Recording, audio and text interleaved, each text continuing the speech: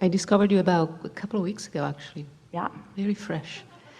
And not by accident. Yeah. It was like one thing leading Nothing to another. is ever an accident. And when you were speaking of some very key things like contrast, all of a sudden I realized that I had a new word for conflict. Because every time I would think of something that was going wrong in my life, and I would say the word conflict, I felt like I was just making it bigger. But contrast feels more neutral. You're not seeing it correctly when you think that it is conflict, because it's not conflict. Right. It is contrast. And we just want to stick something in here and then we'll listen to you. Contrast that causes you to launch a rocket, which means you can take the bounce. So it's just a really good thing. It's a really good thing. It's the beginning of all good things. Right, so I have been looking at the contrasts in my life, and sometimes I get into an overwhelming experience of them where Yes. I feel like I am just drowning Yes, into well, them. don't do that. Right, right. So you come up with the metaphor, with the image of the cork, and it's like bang. That's exactly it. Cork floating up here, that's what your alignment is. Hold it under the water. That's what negative emotion is. But when you let go of it, it'll float back. But many of you have developed habits of holding it under the water and then calling it conflict. Why don't things get better? Let go of that. Why doesn't this get better? Just let go of it. I really don't like this. Somebody should call somebody. Somebody should do something about this. Just let go of it. I don't think I should let go of it because it's a problem. It's been a problem in my life for a really long time. Let go of it. I don't want to let go of it because... And the thing is, you can't stop thinking about something, because when you decide to stop thinking about that thing you're thinking about it anyway. Right. I'm going to stop thinking about that thing that I'm not going to think about anymore, but I'm thinking about that thing that I'm not going to think about anymore, but I'm still thinking about that thing, but I'm not going to think about that thing anymore. Well, you are going to keep thinking about that thing, so you've got to find something else to think about. And it turns into a vortex of its own. Law of attraction is a very powerful thing. Right. And momentum is a very powerful thing. So here's the thing. You're new to us. We're going to tell you a story that is the best momentum understanding. So Esther is standing at the top of the hill in San Francisco, amazed at what she sees. She cannot believe that people actually live in these places, on these hills. So imagine sitting at the top of that hill, and you decide that you'd like to see what would happen. So you take your car out of gear, take the brake off, and you just nudge it a little to see what will happen. Well, what will happen is the car will end up very fast in the bay. So you come to your senses before it begins at all, and you step out in front of it, and the car just bumps up against you, and you're able to stop it because you stopped it before the momentum got going. Don't ask yourself to suddenly stop anything when there's a lot of momentum going. But on new things, when you are aware of the way you are feeling, you can stop the momentum in the early stages. That's the benefit of waking up and realizing it's a new day, and in this day there is no momentum because the momentum stopped while I was asleep. So any momentum that's going to get going, I got it going by regurgitating it, by remembering it, by emailing somebody, by blogging about it, by talking about it. I got it going again today, and it's not very strong. I could stop it in the early stages if I want to.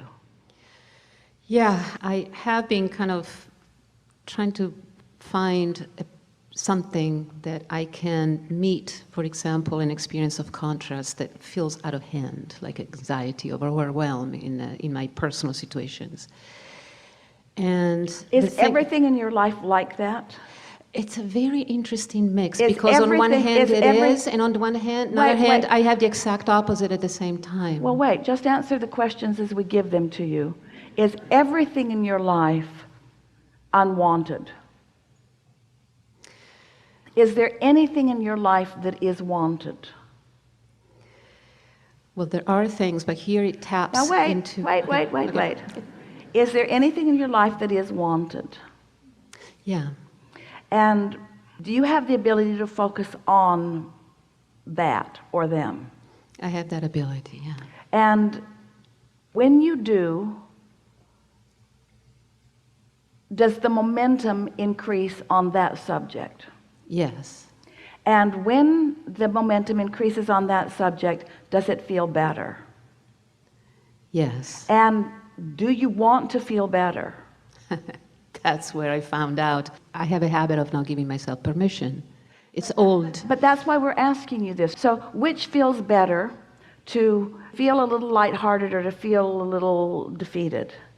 Lighthearted? And if you know that you do have the option, especially if you catch a thought early before it gets any momentum, do you accept that you have the ability to focus in a way that does feel good? Yeah.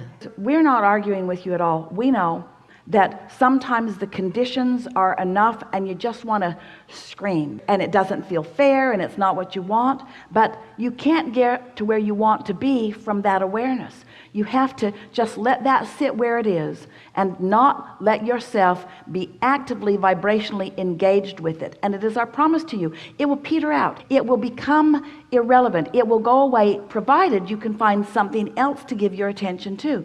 You have a really active mind. It's a good thing. You want to focus on something.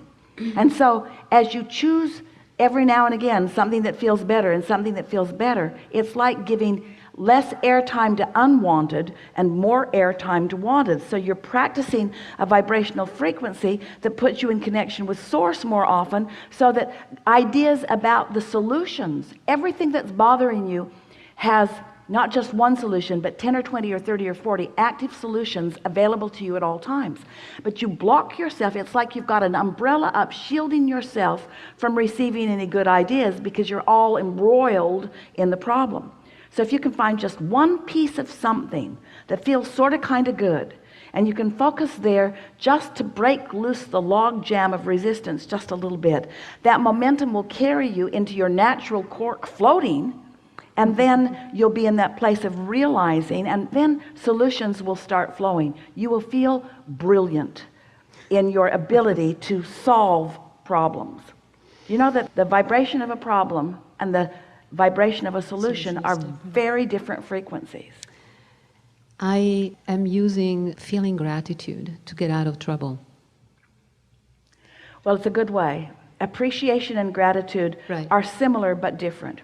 Gratitude is happy, I've gotten over that. Okay. So that is all over in gratitude.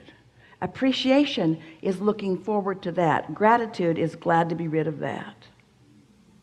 Big difference. Yeah, it's appreciation. Yeah. It's appreciation, especially in the situation with my son right now. He's a teenager and he just boom, bursted into his own drama, and into his own contrast, in his own contrast, from which he will take the bounce and thrive. And for you to be upset about his future thriving is ridiculous.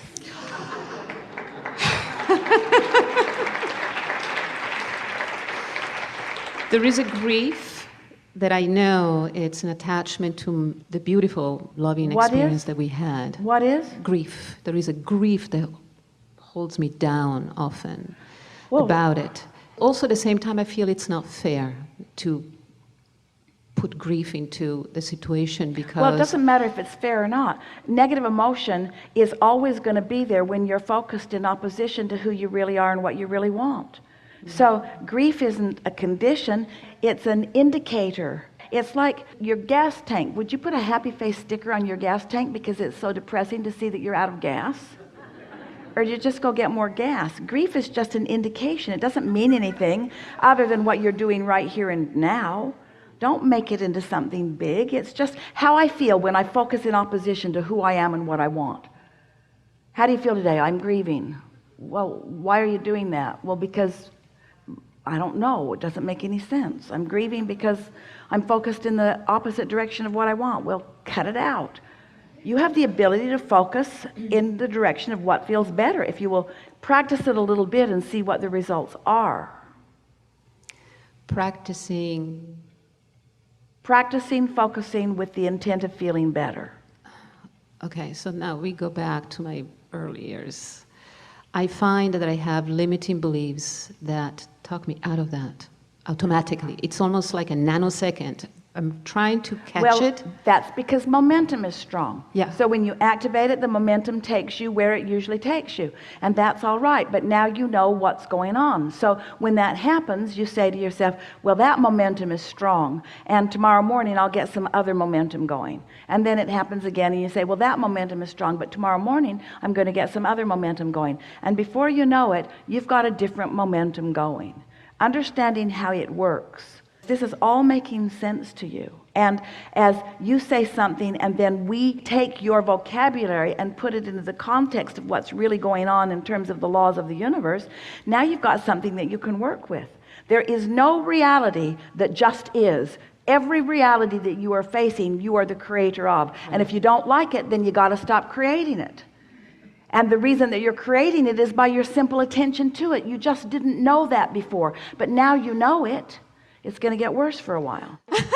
And the reason it's going to get worse for a while is because you'll know that you're doing it to yourself and you don't need to. Yeah, judgment and everything. But you know, one of the best times of my life is when I am like in the middle of a lot of stress, and then there is this joy that comes up out of nowhere in the middle of chaos. And there is this, and I just sit down and say, wait a minute, I am feeling terrific. But there's no reason for it. It just comes up. What you just said defies the law of attraction as we know it to be. So what must be happening is you're shifting your vibration, but you are oblivious to the fact that you're shifting it. You've let go of the cork and it's starting to float, and suddenly you feel better. You've been distracted from whatever was holding you in that other place. Or it gets so big that it's ridiculous. Like, Well, I just burst laughing. So what words would you like to say when it gets so big? I give up. I'm no longer going to try to control these uncontrollable conditions. And in that giving up, in that letting go, your vibration raises. Right, like, this is ridiculous, this is stupid. I mean, stupid. This is just... Unnecessary is the best Unnecessary. word. It's unnecessary. Esther will say that. She will say to herself, well, that was unfortunate and unnecessary. And it sort of alerts her to the fact that she has the ability to focus things into a better place. Yeah. Really good conversation. Thank you.